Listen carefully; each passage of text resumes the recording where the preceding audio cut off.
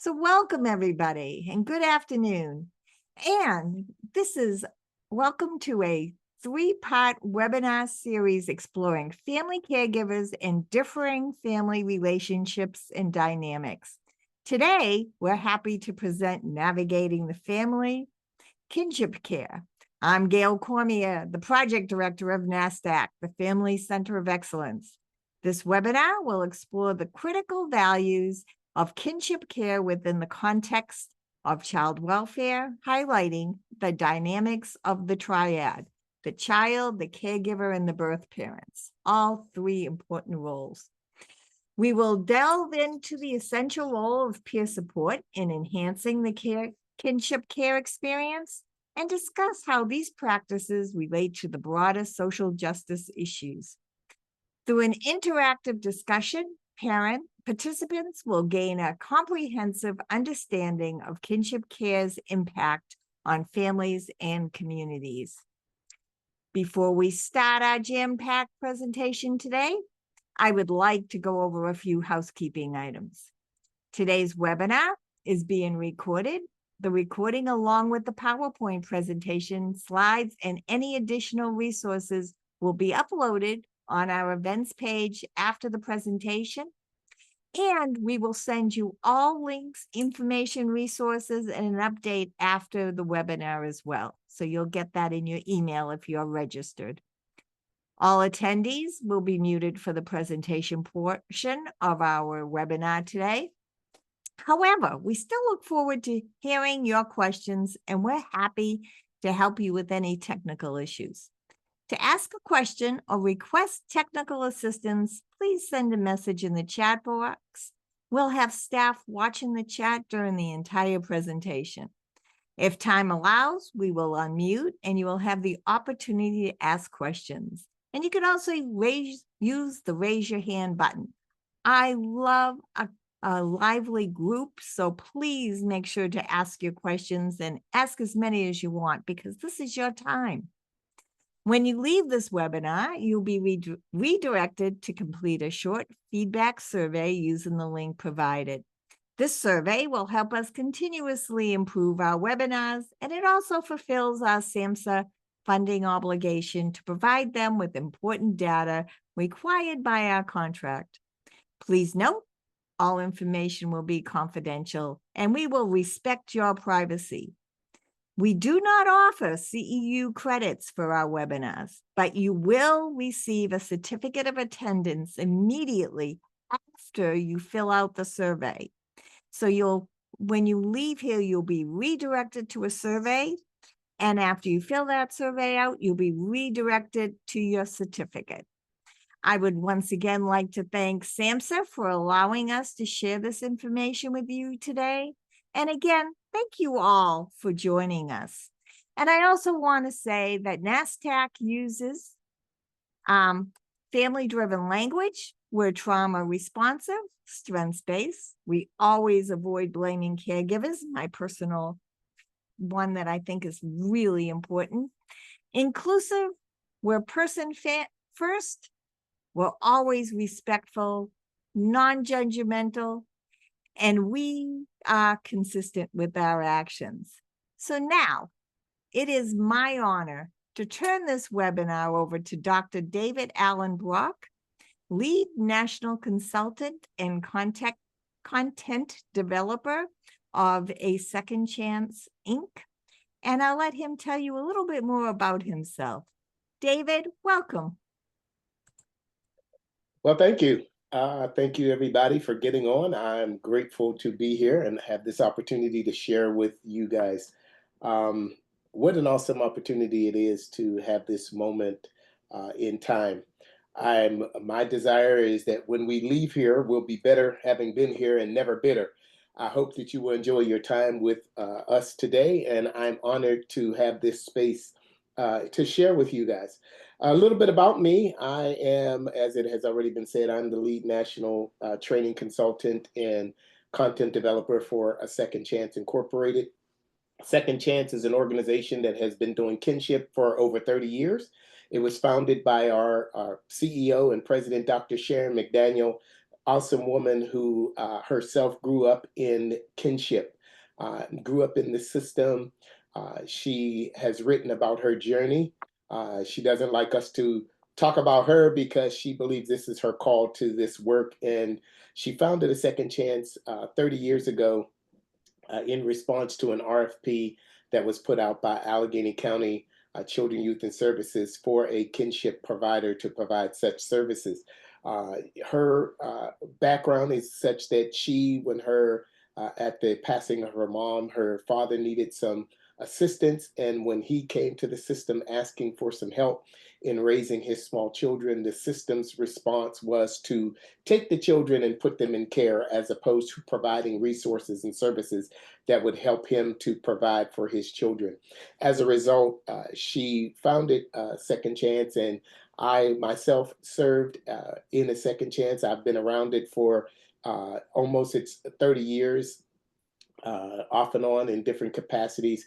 I served prior to leaving a second chance. I was the executive vice president in charge of caregiver training and also staff training and community engagement. As a result, when I decided that I wanted to do some different things, I was given the opportunity to stay connected to serve as their content developer and lead national training consultant for Kinship Insight Solutions, which is the division that goes around, and it is the division that serves in training other jurisdictions and helping jurisdictions as they navigate the great trajectory and the great landscape around kinship care. So that's enough about me, if you will. I'm grateful to be here and have this opportunity to share with you. I thank all those who have made this opportunity necessary and possible for me to be here. So, with that said, I want to get into what we're going to talk about today, which is again navigating the family kinship care, navigating kinship care, and what does that look like? So, I'm not one that reads slides to you. I won't read slides verbatim, but I will make key points around the information that is presented on the slides.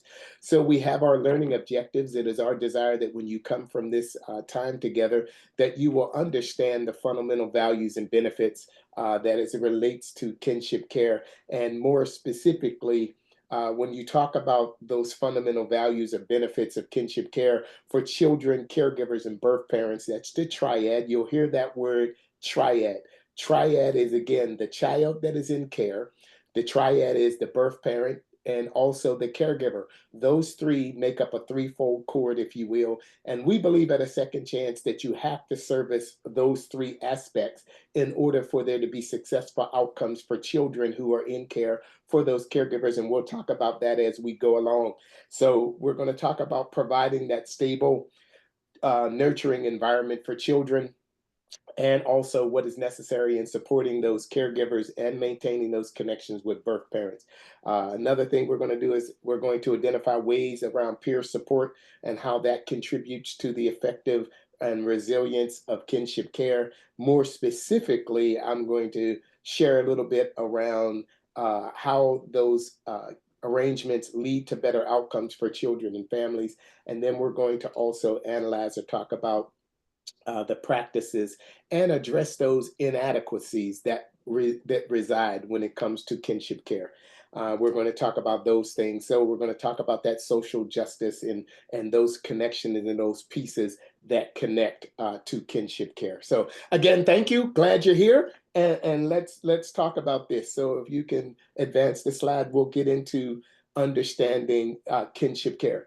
So when we talk about kinship care, and if you have any questions, as it has already been said, please use the chat. I can't see the chat, but there's some folks that are monitoring the chat. So please use the chat for any questions, and we'll try to definitely get into those questions as they go along here. So when we talk about kinship care and we talk about defining kinship care and what does that look like, kinship care to me and to a second chance, when we talk about kinship care, we believe kinship care is a natural response to care for children by family and friends. So kinship care to me, if I was to define it, it is when the aunties and uncles and other family members that we might say are victim kin step up to provide care for a child who is unable to be cared for in the home of their birth parent for whatever the reason.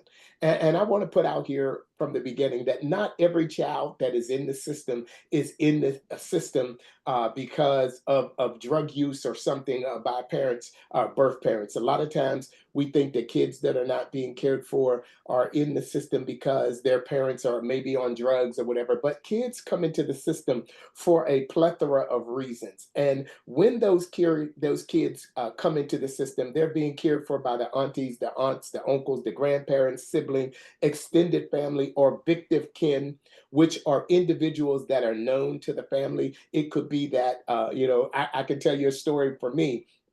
I knew I was growing up when I was younger. I remember one time I was putting together our family tree, if you will, for school. That was something they used to do back in the day. I'm dating myself, if you will. And when I was doing it, I was talking to my mom, and I was like, I know where, Uncle Junior fits. I know where Stanley and Joyce. I know where Althea and I said to my mom, I said, where does Auntie Audrey fit? Where does Audrey fit in your sibling group? And my mother looked at me. She said, boy, she said, Audrey's not my sister, but she was always Auntie Audrey. She's Auntie Audrey to this day. And for what happened was my Auntie Audrey, if you will, and my mother were grade school friends and were friends for 80 years. So they've been friends all these years along the continuum. That would be somebody that we would call victim kin. They're not blood related, but they're related because there is a bond that is a love bond, if you will. So when we talk about defining kinship, it is it is just that. It is those aunties, uncles, cousins, friends, nieces, nephews, neighbors, those individuals. It could be the school teacher, it could be the Sunday school teacher, it could be that person that is related by love or the bond of love. And so now when we talk about kinship, that's the definition of kin. It is a large definition of those individuals who naturally step up to prepare or to care for those children. It could be someone that the child chooses that they have relationship with. All right. So now when we talk about the importance of kinship care and emphasizing that importance in the child welfare system, there are different roles in serving more familiar and stable. It's kinship is different than foster care. And we need to understand that. And it is important that we understand that there is a difference in kinship care as opposed to foster care. With foster care, I have a bedroom, I have a bed, I have an open room. I call the child welfare system and I say, hey, I want to be a foster parent. And they say, oh, excellent, great, great, Mr. Brock. Come down to these classes and do these classes, you and your wife. And upon doing these classes, you and your wife will be considered foster care. And when we have a child, we'll place a child with you. That is traditionally how it works around foster care. With kinship care, most times kinship providers find themselves answering the call in the immediate need. So what happens is a child is coming into care, you get a call and says your grandson, your granddaughter, your niece, your nephew, your cousin, your neighbor's child is getting ready to be placed and we want to know, will you provide care for them? Most kinship care providers find themselves providing care in the immediate need. And so they don't get to say, I have a bedroom, I want to do this. They have to make a decision sometime and most times in that immediate need. All right.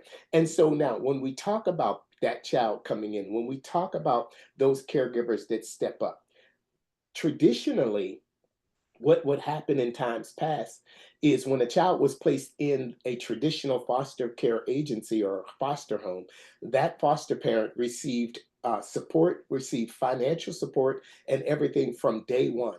A lot of times in times past, when a child would go into kinship care, a lot of times kinship families did not receive that same level of response and that same level of care. And so now there's been a lot of work done to make certain that when children go into kinship care, they are receiving those same supports that traditional foster care receive, foster families receive, excuse me. So when we talk about this, we want to break down and we want to talk about the child and we want to talk about the caregiver and the birth parent.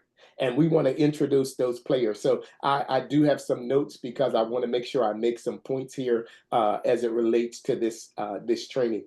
So when we talk about kinship care, I think it's important to understand that kinship care can be what we call formal or informal. Informal kinship care is when parents or family members make arrangements without the involvement of the court system or the child welfare agency. It could be, my mother provided what we called informal care. When my aunt years ago, my cousin, whose mother was sick and was unable to provide care for her son. So my cousin came, and my cousin grew up in my home. He lived in our home. The child welfare agency was not involved. It was an arrangement that my mother and my aunt made. And so my cousin was living in our home, and he became what we call a brother. That was a brother cousin. He was a cousin, but he was a brother cousin. And so we had an informal arrangement where my mother was providing care for her nephew, my cousin. Okay, in the formal system, that birth parent is involved with the child welfare agency. That child welfare agency is involved. That child welfare agency comes in and sets terms. So we can have informal care or formal care. So it is important that we understand those two sides of the kinship care system. All right. So when we talk about, if you can go to the next slide, I believe the next slide. When we talk about, thank you very much. When we talk about the dynamics of the triad, there are three aspects of the triad, and I want to talk about those three aspects. The first aspect I'll talk about when you talk about the triad is the child. And the child has various needs and perspective. And so I want to discuss for a few minutes the perspective from the child aspect, the child focusing on their emotional and development requirements. Because when the child comes into the system, there are emotional needs. That child needs emotional supports. That child needs to have that sense of belonging. That child needs to also have that person that is looking at their academic performance. What is going on in the school? How do we put stability around the child? How do we keep those family connections going and minimize trauma? Okay, so that child comes in, that kinship child can experience better mental health, fewer behavior problems due to the emotional supports that they receive from their caregiver. A caregiver can step up and come in and say, okay, what does this child need? How do we wrap around the services necessary for the child so that the child is, again, maintaining that emotional support, getting that emotional support that they need? Because we recognize that there are, anytime a child is moved from their birth parents, and I've seen it in my time in working in the child welfare system and working with families, that children always want to be with their birth parents, even if it's not the ideal situation. Even if the birth parent is homeless, a child will still want to be with that mom or that dad. All right. So we have to then say, how do we make sure that when that child has to come into the system, when that child is removed, that we are making certain that that child is getting the emotional supports that they need? What are the things necessary to make sure that this child is receiving the best health or mental health, and that leads to fewer disruptions, fewer behavior problems? And so we look at that. What is necessary? What does that child need? And how can we make certain that the child is getting that emotional support? The other needs of the child needs to still feel secure, valued, and be able to identify. So how do we keep making sure when a child is placed with caregivers, when a child is placed with family, they get that sense of belonging? They still know who they belong to. They recognize auntie or uncle or grandmama or granddad or cousin or whoever it is. We used to say in the country way, they say is mama and them. Them, mama and them and them. It's mama and them, but they say mama and them. All right. So when that child has that sense of belonging, that child still belongs. That child can still go to the family reunion. That child can still go to the family get together, the Christmas parties and things like that. That comes along. What other things will that child need? That child also, that when that caregiver, that kinship child comes in, we look at how do we put and wrap around so that that child is doing well academically. One of the things that a second chance does that I love one of their data points is that most times when children come into care, most times children will end up leaving or having to transfer schools. And we know whenever a child transfers schools, they suffer the possibility, they can possibly suffer in regression, in dropping in their scholastic ability. Well, one of the things that a second chance does is they have, I think it's the data is 95% of their children graduate, and they don't transfer schools because a second chance will do transportation and other things to make sure that that child is attending their school and they stay in school, and they have higher graduation rates when they're placed with kinship care. Whenever a child is in kinship care, the data shows that the children do better in kinship, and because they experience fewer school disruptions, fewer school changes, which mean they are excelling academically. The other thing that is David, great, yes, ma'am, if I can jump in, it's Gail. sure, I'm getting a private question and actually a couple of private questions all about the transportation. Can you talk okay. a little bit more? Folks are really interested in knowing if what happens if a child is placed with a relative that's a couple of towns or a state away. How do you still bring them to their home school?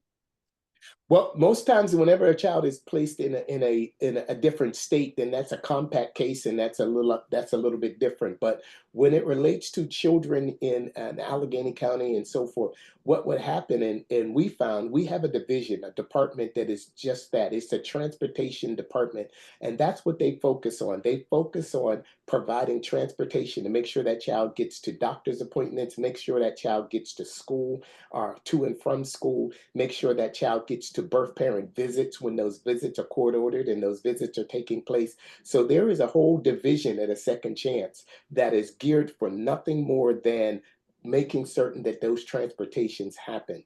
And so as a result, they will transport that child to school until the school district can set up transportation. In the meantime, if their school district is unable to transport the child so that the child doesn't experience a disruption in school, a second chance will step up and they will provide through their transportation unit, they will provide transportation to that school.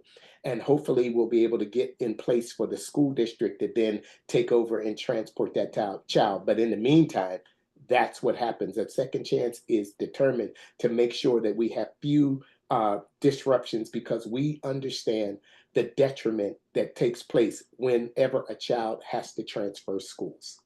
No, thank you. A lot of people are excited about that. Thank you. Thank you. Great. Jump in because as I said, I can't see the chat, so I'll keep going or whatever else. But yes, that is critical. So we want to maintain that academic performance and make sure the child has the best possible chance to be successful in school.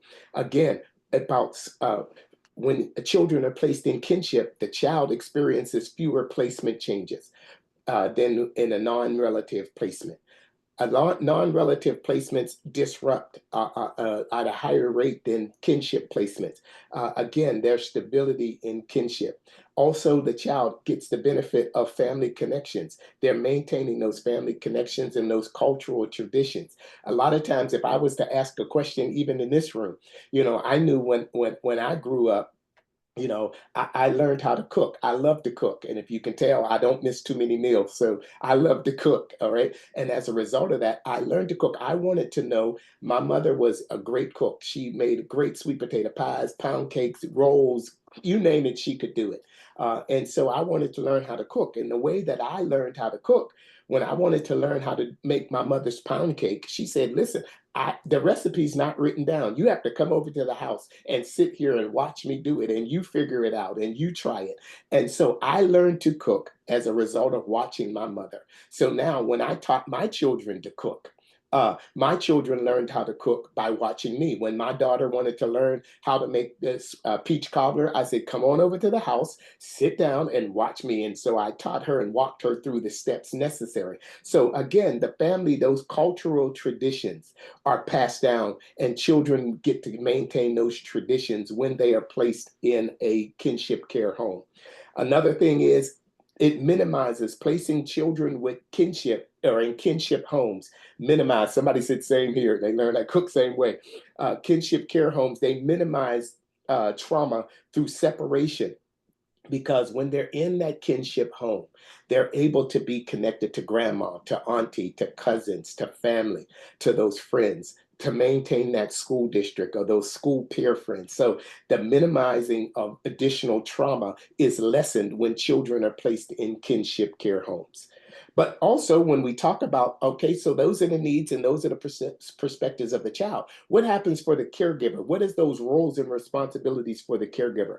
So now the roles and responsibility for a kinship caregiver are clear. The kinship caregiver is expected to provide for the basic needs or special needs the child may have. All right. So what does that mean? They play a major role in ensuring that day-to-day conditions that enable a child to be safe and thrive are there. That's what we want. We want that kinship care provider to provide that nurturing environment, provide that safe place, provide the day-to-day things that are necessary for the child, and also understand their role. Their role is to provide for that child, but we also recognize, and we'll talk about that a little bit down the road, that caregivers have needs as well. And so we'll talk about those caregiver needs, but that caregiver steps up, that caregiver steps in. I am a former caregiver. I have raised five of my nieces and nephews. My wife and I, we raised five of my nieces and nephews at different times. I did kinship before it was called kinship. They were family and they were in my home. But again, my job was to make sure that I provided a safe, loving, and nurturing environment. And that's what we want our caregivers to do, is to provide those ongoing basic needs that the child may have. All right. And we also, again, recognize that there are some needs that the caregiver have, and we'll talk about that in a minute. But also, then that third part of the triad is the birth parents. We recognize you have to service the child, make sure the child's needs are met. You have to service the caregiver, make sure the caregiver has the supports and needs that they need in order to provide for the child. But you also have to have that birth parent involvement, and understanding that birth parent involvement and rights. Those birth parents, it refers to the interactive participation of those parents in every aspect of the child's well-being, their social, emotional, academic, and for that child. So those birth parents are involved. Those birth parents, we make sure, what does the birth parent need, and are we able to supply their needs? So one of the things that a second chance does is we provide a plethora of birth parent support services to make sure, because at the beginning of any case, it is always about reunification. Can we get this child home? What is the need? What is necessary to get this child back where they belong? And so we recognize, to do that, we got to work with the child, we got to work with the caregiver, and we've got to work with the birth parent, and how those interactions of those relationships go along. Because among those three levels of relationship between the child, the birth parent, and the caregiver, they can become complex. And we recognize that sometimes these things can become complex because the child wants to be with the birth parent. The caregiver most times want the child to be with the birth parents. All right. But we also understand they can be complex because there's all kind of emotions that have to be dealt with and have to be addressed. Because I had a situation, and those of you, I won't ask you to raise your hand, but in those of you that are parents in this room, if you're like me, back in the day when I brought home my kids, I'm older than I look, but when I brought my kids home from the hospital, we came down, we got in the car, put the seatbelt on, baby was in the arm, and we drove home. That's how long ago it was. Now we recognize that in order for you to take a child home from the hospital now, you have to have the car seat 2000. The car seat 2000 is that seat. It's a car seat. One day it's a high chair, it's a stroller, it's a rocker, it's a, you name it. It converts into five different things. It is the transformer. All right. So the hospitals want to know, do you have the car seat 2000? We're going to inspect it, make sure it's in your home. But the one thing they don't do is they don't give you a manual how to raise a child without making a mistake. So now what happens is a lot of times, can you imagine that you raised your children and nobody asked you, did you have the manual to raise your children? They wanted to make sure you had the car seat, but they didn't give you a manual. But now here comes a child comes into care and the child is going to the grandmama's house. And now we want to tell grandmama, you got to come to class so we can teach you how to care for your grandchild. Can you imagine what that is? I remember a case that we had at Second Chance. There was a lady who was a great grandmother in providing for her kids. She was wonderful at it, but she refused to come to training. She was offended by the fact that we wanted to train her on how to care for her grandchildren, and she refused to come. She would not come. And I remember, so one day the caregiver, the caseworker came over to my office, and I was in charge of training for caregiver training. And so he came over to my office. He said, listen, I've tried everything I can to get Miss McGillicuddy to come to class. She refuses to come. I said, let's call her on the phone. So we called her on the phone. And when we called her on the phone, she answered the phone and he identified himself. He said, hey, Miss McGillicuddy, this is XY, you're a caseworker. And she said, I know you bet not be calling me about no training. I told you I'm not coming to training. And she began to just, oh my goodness, scream and holler and everything about coming to training. He said to her, Miss McGillicuddy, you can't talk like that. She said, you can't tell me how to talk. He said, no, Dr. Brock is on the line. She said, I don't care if Barack Obama's on the line. She said, I'm telling you, I'm not coming. And in that moment, I said, Miss McGillicuddy, Miss McGillicuddy. She said, yes, who is that? I said, it's Dr. Brock. She said, what do you want? I said, Miss McGillicuddy, how's it going? I know it must be something, Miss McGillicuddy, for you to go from baking cookies and kissing your grandbabies to now having to check homework, cook dinner, tuck them in at night, give baths, go to PTA meetings. Miss McGillicuddy, how is it going? This lady, Miss McGillicuddy is the name I'm using. She started talking to the point where I put the call on hold. I put it on mute. And I would unmute every now and again and say, oh my goodness. Oh no, you got to be kidding. I put the call back on mute. She keep going. She kept going, going and going. And I took the phone off mute. I said, oh my goodness, you get out of here. And she just kept, when she got done, I said to her, Miss McGillicuddy, she said, yes. I said, I would love for you to come over and share your experience with other caregivers. I said, you shared so much with me. It would be amazing if you would come and enrich the other caregivers with your experience. She said, baby, when you want me to come? Now she went from I refuse to come to being willing to come. I told her, I said, well, there's a class this Saturday. It'd be great for you to come. She said, what time's the class, baby? I said, but the class is at 9 o'clock. She said, I'll be there. I said, I'm going to come and meet you. I said, you will talk about them cookies. I hope you bring some cookies. She said, I'm going to bake you some cookies. I said, I'm going to come and get them.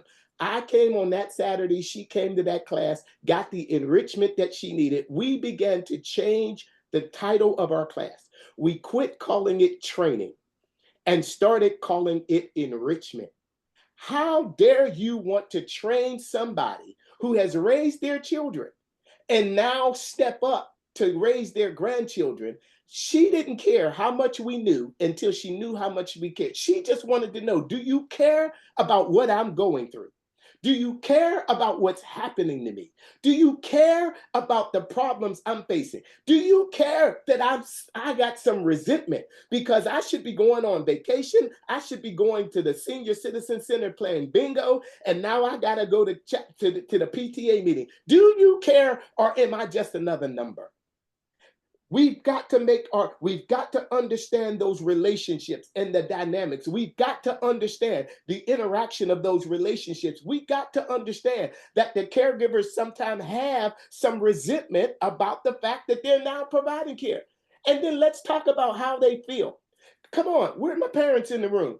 Your one child is doing everything they're supposed to be doing. They're taking care of their children, but that one child is not doing, for whatever the reason, they've gotten themselves into situations, circumstances they're not providing to you. It makes a parent scratch their head and wonder, did I do something different with this child than I did the other child? So we got to talk about those resentments. We got to talk about those feelings. We've got to help them navigate those relationships. Because now grandmama is going from kissing the babies and tucking and sending them home to now having to raise them. Listen, I'm a pat. I got 11 grandchildren, y'all. When they come over my house, I have a candy closet. This is the truth before God. I have a candy closet.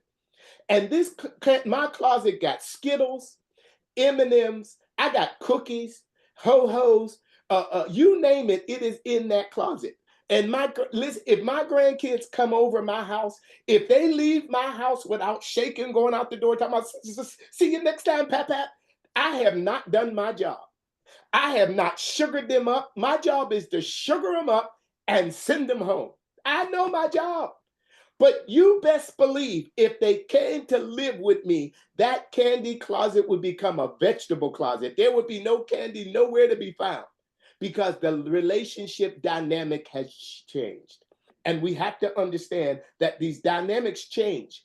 And so there's the dynamic of a birth parent now understanding that grandmama has now stepped up and grandma is temporarily in the position of parent, and now they've got to parent the child, but also navigate their relationship with you as the birth parent who is their child. And now they've got to navigate the relationship of the grandchild, now coming into a child level role where they're now the disciplinarian. So we've got to help them. So we must work and understand the dynamics of the triad, the dynamics of the child going from grandchild to child, if you will, and the birth parent going from the provider of service now to having to be mandated by the court or having to fulfill obligations of the court or whatever those things are. We've got to understand and help them with their personal connection. We have to understand the emotional changes and the bonds that happen, because caregivers often describe their relationships with the child, and they got to navigate those emotional things, those emotional roller coasters. Because now you go from, here, baby, eat all the cookies you want. I go from eat all the candy you want to no, you can't have that candy. Now the child is sitting there, you've changed. Why you change? Why you different? I'm different because you live here now.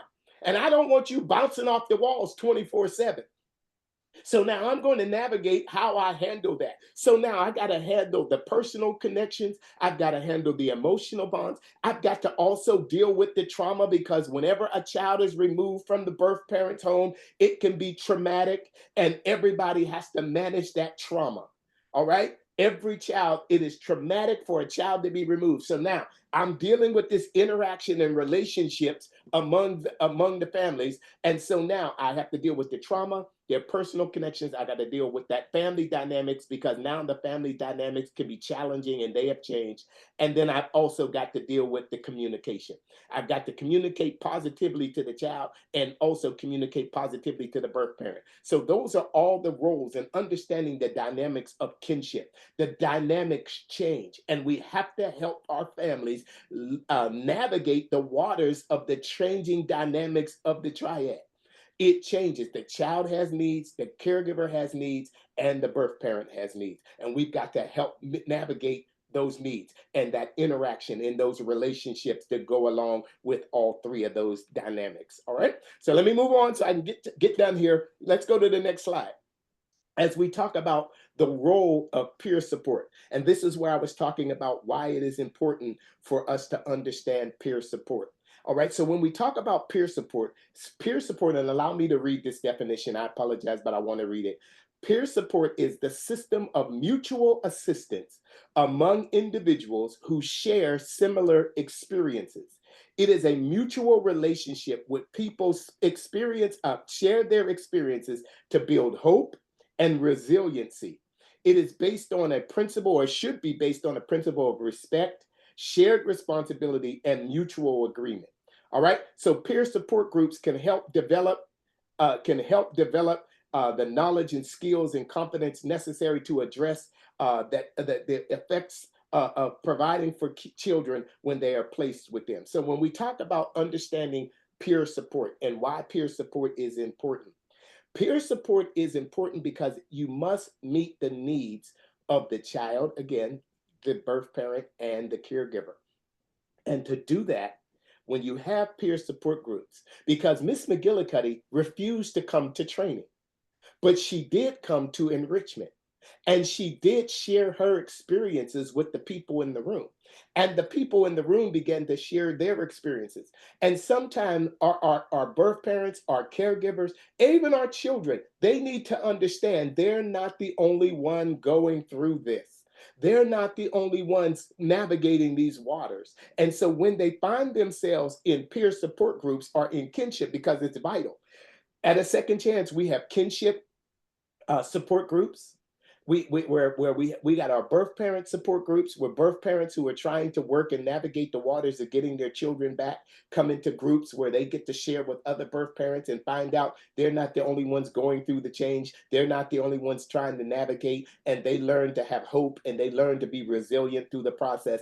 We have birth parent support groups. We have grandparent support groups, because sometimes those grandparents need to understand where their grandparent. We got the caregiver support, grandparent support. We have teen and child supports for the kids that are in care. We have all these different support groups to provide emotional support because it is important, and we have to understand the importance of community and shared experiences. And when we talk about community, we're not talking about necessarily the community in which we live, on the street we live, and the street that runs parallel, or the street that runs behind. We're talking about that community of individuals that are all going through that same experience, where they share their experience, they share their sense of familiarity, their stability. It provides cultural continuity. It helps them to maintain connections, because when they hear, I'm going through this and my daughter just won't do what they want her to do, she won't get herself together, somebody else in the room says, oh, I've been there, I went through that. This is what I did when my daughter wouldn't comply. This is what I did when my daughter missed her visits. This is what I did when the child was acting out in this way. They get those tools that are necessary, that helps them reduce trauma, because again, the children experience less trauma when they're in surrounding areas. And then when the children, we found when our children who are in care come into groups and they're talking among themselves, they find out that again, other kids have been through this. Other kids have gone up against this, and they don't feel that sense of loneliness. They don't feel that embarrassment of being out of the home. They don't care in that room. They don't care if anybody knows they're in care, because everybody in that room knows they're in care. But they do care when they're at school. They don't want the caseworker necessarily coming to the school to do their visit to let everybody know they're in care. So you want to do my visit, do it at the house, do it at the McDonald's, but don't come to my school letting everybody know I'm in care. They care about that. So when we get them in support groups, they have that wall down, because they know everybody in this room is just like me. They're going through something similar to what I'm going through. The birth parents get that same thing. When they're in that room, they get that strength, they get that resilience, they get that encouragement. So it is important to have this community with shared experiences, because they get it when we have these communities can reduce trauma. The communities where we have this peer support can also help with preservation, because again, where a caregiver learns how to maybe deal or navigate a child that may be dealing with some residual trauma. Then how do I preserve that placement? They learn that. They get that strong supportive network when they have other people that are going through what they're going through. All right, they get that positive social development, so they understand that connection with friends and neighbors and peers, and promotes that positive social environment. These are all important when it comes to peer support groups, but also that peer support network. Typically, when we refer to support groups or programs where kinship caregivers like grandmamas are raising grandchildren, they connect with other individuals that are facing similar challenges, that are sharing experiences and providing emotional support. I've been in rooms where I mean, there've been some tough rooms. I remember I was doing a training, and I was doing this training, this particular enrichment, and I didn't know at the time there was a tragic circumstance that had happened in Allegheny County, and a family was having a picnic or a cookout, and someone came to the house and ended up shooting the house and killing several of the individuals in that family. It was it was a traumatic experience. Well, the grandmom now had four of her grandchildren. I didn't know, but she came into the room, and she was in that room, and we began to talk about trauma, and we began to talk about and she began to say, and she identified herself. And when she identified herself, she immediately burst into tears about the circumstances. But in that room, there were other caregivers, other grandmothers, other grandfathers who were in that moment able to go and rally around her and just hug her. And she was able to express the pain that she had. And she found strength to move forward because she was in a room with people that had experiences that were like hers. And so that's what happens when they're in those peer support, and peer support is necessary. We all need somebody to support us. Every one of you that are listening to me right now, at some point in time in your life, you needed somebody to help you. You needed somebody to support you. Maybe your children weren't in care. Maybe your children never came into the system. Maybe you went through the loss of a loved one. Maybe you went through a divorce. Maybe you lost a job. Maybe some circumstances just happened and you needed somebody to be there for you. These peer support groups are necessary to make certain that they are able to share experiences. I cannot tell you what it is to be addicted to drugs. I don't know what that is. I can only speak around the subject. But somebody who has walked through that, somebody who has been through it, somebody who knows what recovery is alike and what it's about, somebody that understands the 12 steps can speak on that topic from an experiential place that I can't speak. And when we have these peer support kinship groups, they are speaking and sharing sometimes things that we can't even share. And so they're connecting with other people who understand where they're coming from. And there's many benefits to having these peer support groups. Again, it reduces isolation because now I'm no longer feeling like I'm in this all by myself. I'm no longer alone. It increases knowledge about valuable resources and benefits because then somebody says, this is what I did. Oh, you did? How did you do that? Okay, well, I'm going to try that. It also validates their experiences. What they're going through is real. And people tell experiences. I tell people this, and some of you may have heard this being said. Some of you may have heard it being said that there are, what did they say? There are three sides to every story. There's the right side, the left side, and then the truth. Or sometimes if it's a couple, it's his side, her side, and then the truth. And I've learned over my course of living that sometimes it's not his side, her side. Nobody is necessarily not telling the truth. They're just sharing their experiences because your perception is your reality. And so when people come into that room, they get to understand that their validation to their experience, your experience is real. Your emotions are real. What you're feeling is real. And they find validation in those support rooms. All right. The opportunity of coping and learning coping strategies and parenting techniques are also a benefit of being in those rooms. And then advocacy, the importance of understanding policies and advocacy and understanding services that are available to kinship families. And so when we talk about how peer support groups enhance kinship care, they enhance kinship care by allowing individuals to share their experience, share their understanding, validate their feelings, and significantly reduce stress and isolation, ultimately helping them to cope with the challenges of raising a child in kinship care. Essentially, knowing that they're not alone and that their situation provides a sense of belonging and resilience to navigate sometimes difficult situations. So, information sharing and resource navigation is how it's done. You got the local child welfare agencies that are dedicated to kinship care and providing groups. You got nonprofit organizations when you're talking about information sharing and resource navigation. You can have the local child welfare agencies. You can have nonprofit organizations. You can have community centers that sometimes host kinship support groups and other connection and relative supports. And then you can have online platforms where you can share online forums and social media, and other groups can offer a platform for connecting kinship caregivers across geographic boundaries. I noticed when we came on, we were talking and they were asking you to identify where you were from, and we have people from all over. But one thing that I find, no matter where I go, and I've traveled the country in several jurisdictions, I've worked in the largest jurisdiction in child welfare in the United States. That's in Los Angeles County. Los Angeles County, when a second chance came into Los Angeles County had over 18,000 children in care, just Los Angeles County itself.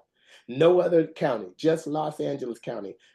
18,000 children in care. We've worked there. I've worked in the smallest jurisdiction that had 6 kids in care across these United States. But the one thing that I've learned in traveling this country, kinship caregivers all experience similar situations, similar stories, and they all need the agencies to step up with them.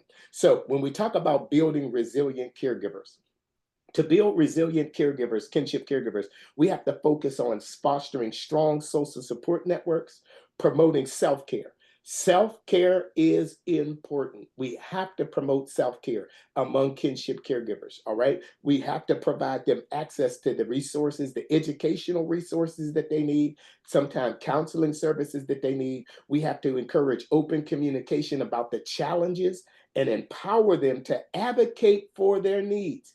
We have to encourage caregivers to step up and say, this is what I need to be successful. And then we have to surround them with the tools that they need. There is no one size fits all.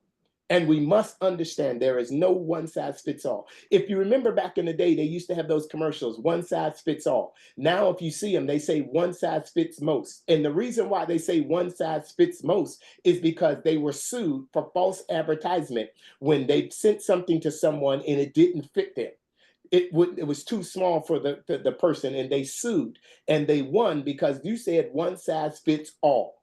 But now they say one size fits most. Well, when it comes to kinship, there is no one size fits all, and there is no one size fits most. We must work with them to determine their individual plan that will help build resilient caregivers. And some of the strategies we can use to build resilient caregivers include strengthening social connections, making sure caregivers connect with other families that are going through those similar things, to promote self-care practices, to educate caregivers on the importance of self-care and stress management, so that they understand things like relaxation, exercise, mindfulness, and physical activity. We can provide them with the educational resources they need. Again, that is offering workshops and trainings around child development, trauma-informed care, and other effective parenting strategies. Because sometimes you have a grandparent who hasn't parented in 20 years. Now they're going back in parenting, and things have changed over the 20 years. I was out at a restaurant and I was watching. Now when kids are in restaurants, we see most kids are in restaurants. They got a tablet in front of them. They're playing on the tablet, and the parents are sitting there and the kid is on the tablet, in the high chair on the tablet, watching movies, playing games, whatever. That wasn't in my day. In my day, we had to talk to them, cut their food up, and feed them. All right, now the kids are sitting there watching all kind of things on the iPads and their tablets and everything else. Well, when a parent or a grandparent hasn't parented in 25 years and now they step back into parenting, we've got to help them with effective parenting strategies. All right. Again, another one is facilitate open communication. We have to create safe spaces for our parents. When we're talking about building resilient caregivers, we have to create safe spaces for caregivers to openly discuss challenges that they face, the feelings that they're feeling, the guilt, because sometimes they can feel like they did something wrong, and that's why their child is no longer providing for their care. So we help them deal with the guilt, the anger that they may feel, or the uncertainty that they feel about what's going to happen to my child. Are they going to do what's necessary to get themselves together? Or am I going to be raising this child forever? Okay, so again, the other thing is we empower them with advocacy. We support caregivers in navigating the child welfare system and advocating for the needs that they have for that child in care. All right. And we provide them with the access to the legal necessary supports if they have to do that. So let me hurry up. I got a couple minutes and I've been going like crazy. All right. So next slide, I want to talk about real quick kinship care and social justice, addressing the systemic inequalities, excuse me, I couldn't say it, in the child welfare system. To address the systemic inequalities in the child welfare system, prioritizing kinship care to be a key solution. All right. And so what we're talking about, we want to minimize and maintain family connections, cultural identities, minimize trauma of separation while requiring a robust support system for kinship caregivers, ensuring that they are adequately equipped to care for the children. This includes providing financial resources, legal guidance, cultural appropriate trainings to mitigate disparities faced by people and children of color. We know that children of color are put in the system sometimes at 4 or 5 times a higher rate than children of non-color. So when we're talking about addressing these systemic inequalities, we're talking about preserving the cultural identity. Placing children with relatives in kinship allows them to maintain their cultural heritage and traditions. All right. We want to reduce trauma. Removing children from their family can be highly traumatic, and kinship care can minimize that trauma by keeping children connected to familiar support networks. They can go to the same church, they can go to the same school, they can go to the family reunion, they can go over grandma's house for Christmas dinner. All right. We want to address the disproportionalities. Study shows that children of color are disproportionately represented in the child welfare system. We want to prioritize kinship care to mitigate this disparity by placing children with their families. This is why we must have this social justice piece involved in kinship care. We want to also have community supports. Kinship care can leverage community supports by extending family members and community networks to better address the needs of children in care. And we want to empower those marginalized families. To empower marginalized families, we got to have key strategies to provide access to culturally relevant support systems that actively listen to their needs. We have to listen to their needs. We have a saying at a second chance, and I say it everywhere I go: nothing for me without me. We have to quit building systems and then present it to them and say, hey, look, we built this for you. No, we must bring them to the table. We must bring those marginalized families to the table. And we have to see and make certain we're listening to their needs and we're fostering a community where they get to participate and promote what they need and be included in the process so that we can have something. Listen, we cannot keep building systems that don't work and wonder why the families won't come utilize what we built. We've got to bring them to the table so we can empower them and build with them so we understand and remove barriers and build partnerships by letting these marginalized individuals be involved in the process to make certain that what we're building is centered around their voice. Again, nothing for me without me. And we can help them advocate for policy changes. And we can help those families say, this is what I need. So to advocate for those policy changes, we can help those kinship families step up and say, what do you need? And then we can help empower those families. Again, we empower them so that they can engage policymakers. How do we do this? How do we advocate for policy change and in support of kinship placements? We advocate for those policy changes by ensuring that equitable treatment is happening. If a child goes into a kinship home, then that kinship family should get the same supports, the same financial support, the same level of involvement that a traditional foster care family receives. So we can engage our policymakers to make sure they're making policies that support our kinship families. We can raise awareness about the needs and the benefits of being in kinship care. Again, data shows children do better with kin.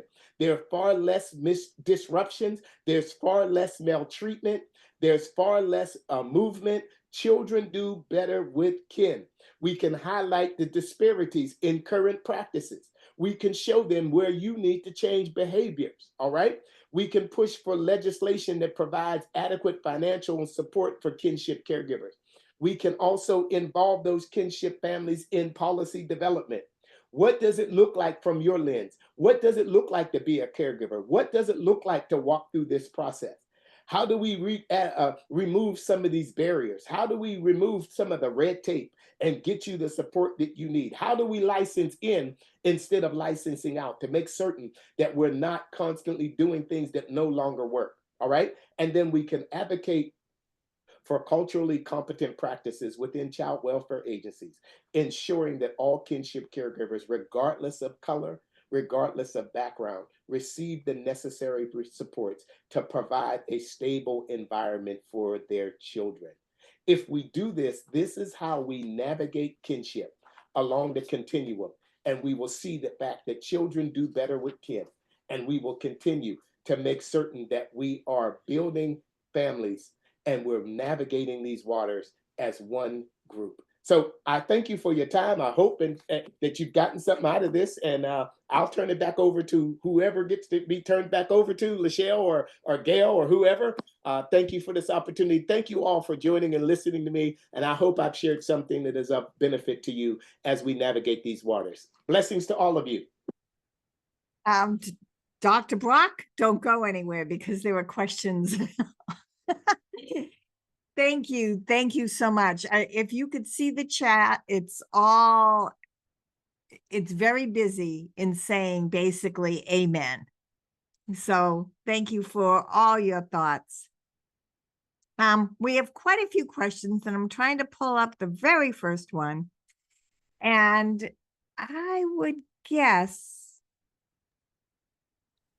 oh, as I'm pulling it up and I have to look at it, and forgive me if I forgot where I put it and I should have. Please take your mics off mute and put your cameras on and just ask questions, because we have David here now and we also have a lot of other experts in the audience. So I'm sure if David or Lachelle or Dana and I can't answer it, one of our peers, participants, can definitely help answer it. So first question, anybody?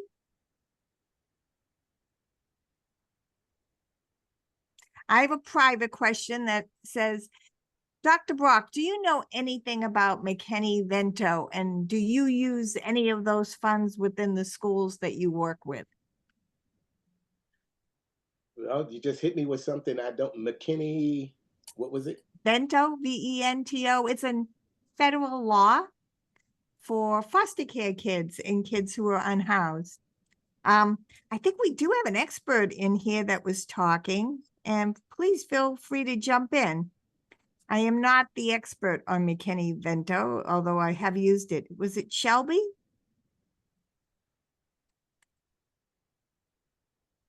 No, ma'am, it wasn't me. Yeah, I'm not for formal.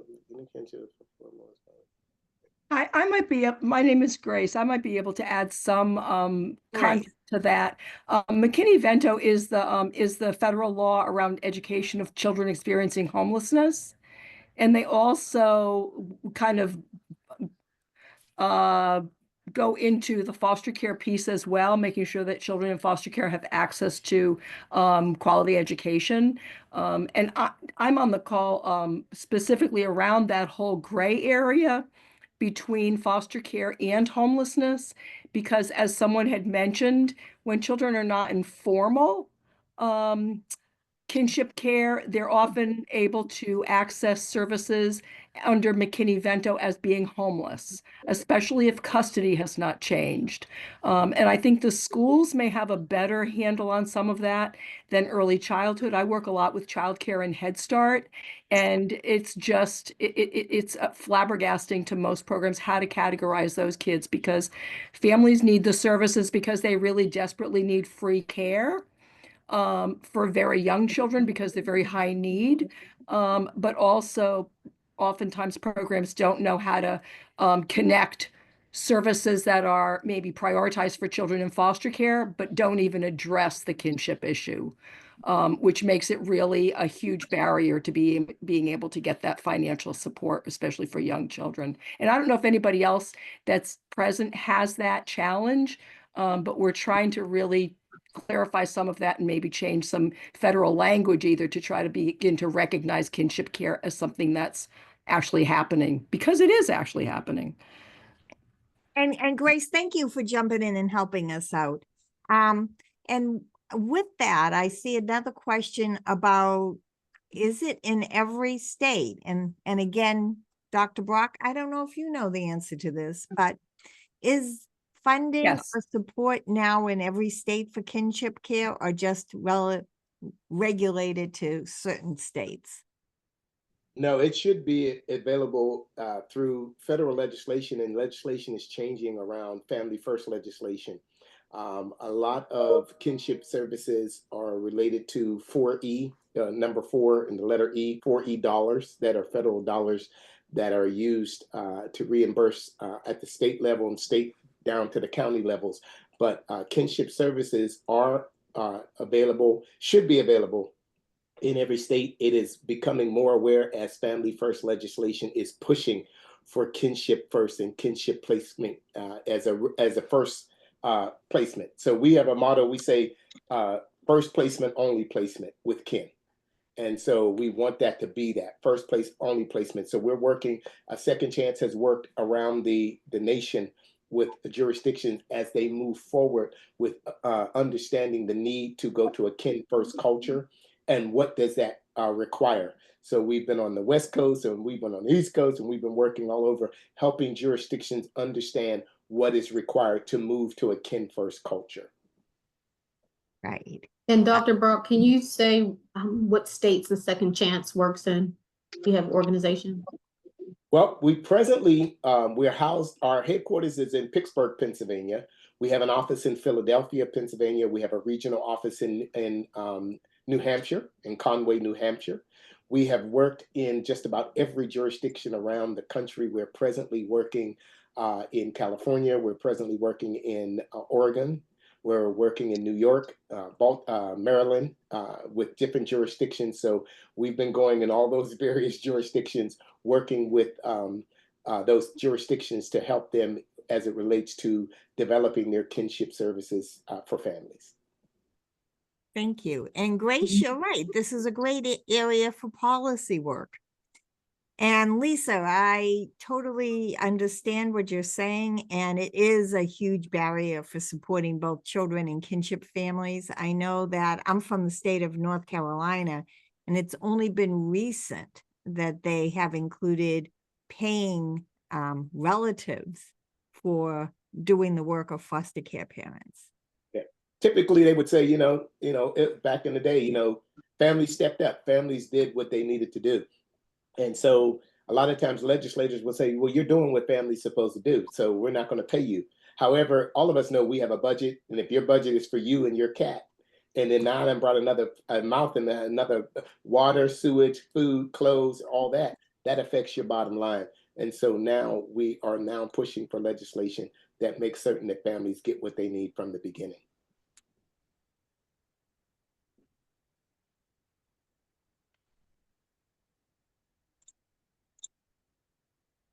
I would like to add one more thing. Under McKinney-Vento, I really think it was a great response to school districts requiring the presentation of a utility bill to verify residence. And if the young person was considered homeless, that was often an impediment or a barrier to their getting enrolled in their school district where they, were currently residing. Um, and under McKinney-Vento, they are relieved of that responsibility. And if they are identified as homeless, they can be enrolled in the school immediately without that requirement. That's fabulous. Thank you, Kathy. You're welcome. Do we have any other questions for Dr. Brock?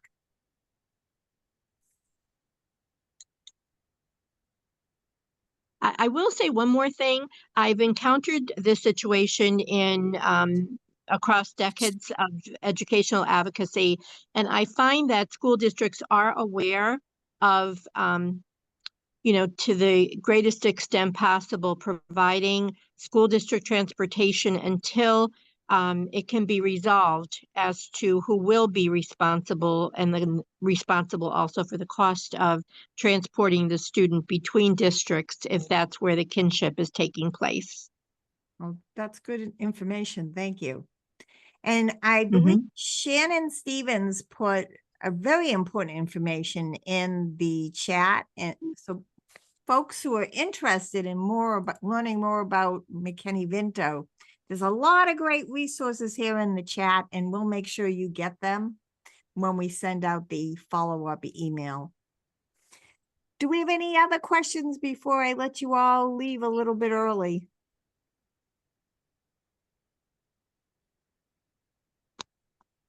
You know what? I hate to add one more thing. Go I ahead. mentioned between school districts, and I'm speaking, specifically demographically.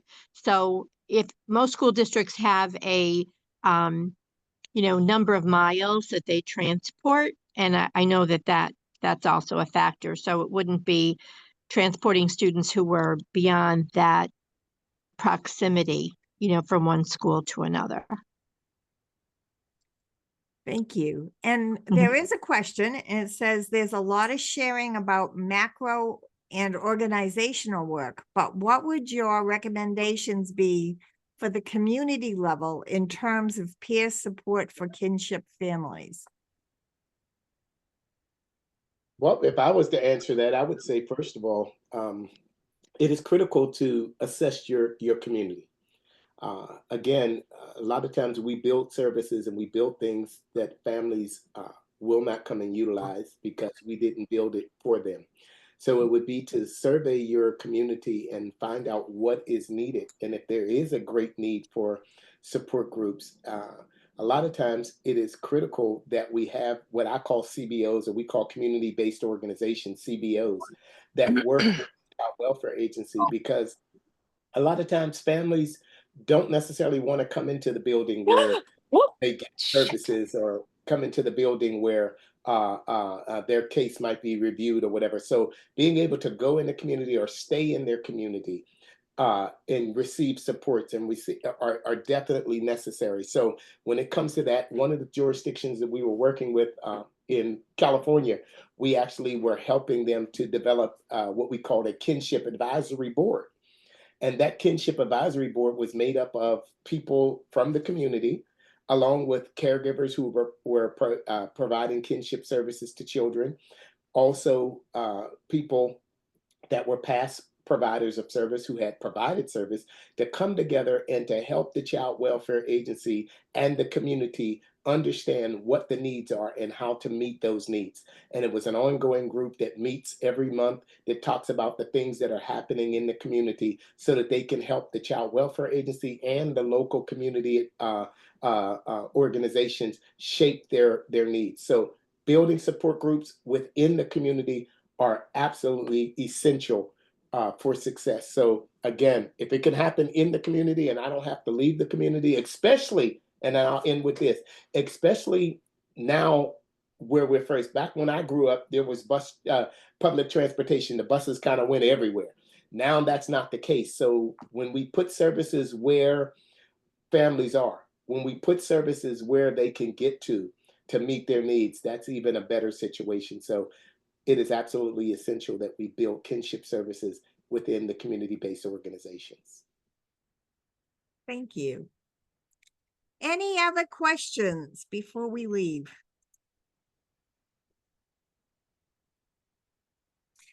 Well, Dr. Brock, I really think this has been really helpful. I see a lot of thoughts in notes in the chat saying they're going to bring back these ideas to their area, which is exactly what we encourage.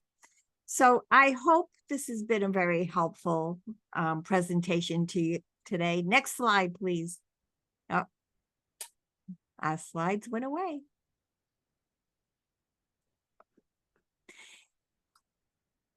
Yeah, next slide.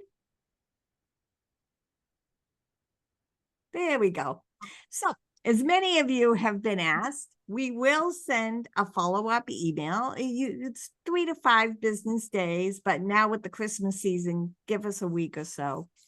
You'll get a link to the recording. You'll get the slides. You'll get any of the resources that we talked about, and you'll get an invitation to upcoming events. And we always have our webinars on the 3rd Wednesday of the month, same time, same channel. And we want you to always stay connected with us. Our next in this series will be the siblings' perspective of navigating the family. So we really look forward to that. It's on January 15th. As we exit today, I also want to thank Dr. Linda Goggin and my staff for helping us put on such a great event. And again, thank you, Dr. David Brock. If you could fill out the SAMHSA survey, you can either take a picture of this QR code and you'll be sent directly, or you can, when you exit formally from the Zoom, you will be taken to a link that will take you to the survey. We really ask you to fill it out. SAMHSA asked us to get the information so we can always improve. And once you do fill out the survey, you'll get a certificate of attendance. It'll take you to another link. You don't really have to do anything. You just kind of follow it and it takes you automatically. Again, welcome. Thank you so much for being here today. And I hope you have a happy holidays. And everyone, I'm going to see you next year. Bye now. We'll keep the Zoom up for about 5 minutes so you can exit on your own. It's so much easier to exit on your own and get taken to the survey than for me to shut the machine, the Zoom off, and then you'll have to get a link in your email. David, you're free to go if you'd like. Thank you so much. We'll see you back in 15 minutes. All right.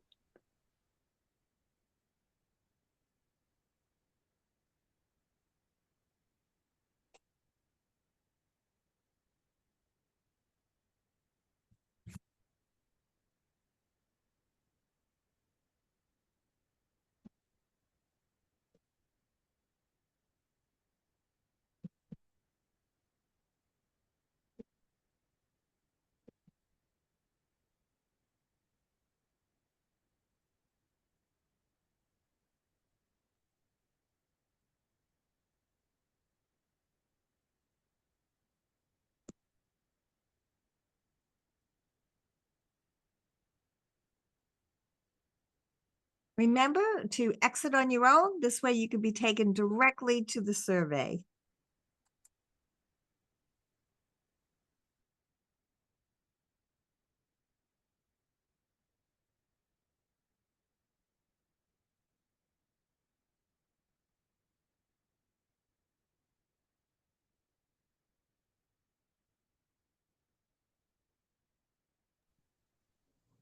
Dana, you could feel free to log off. I'll keep it open for 2 more minutes if you want to Okay. hop off. Sure. Okay.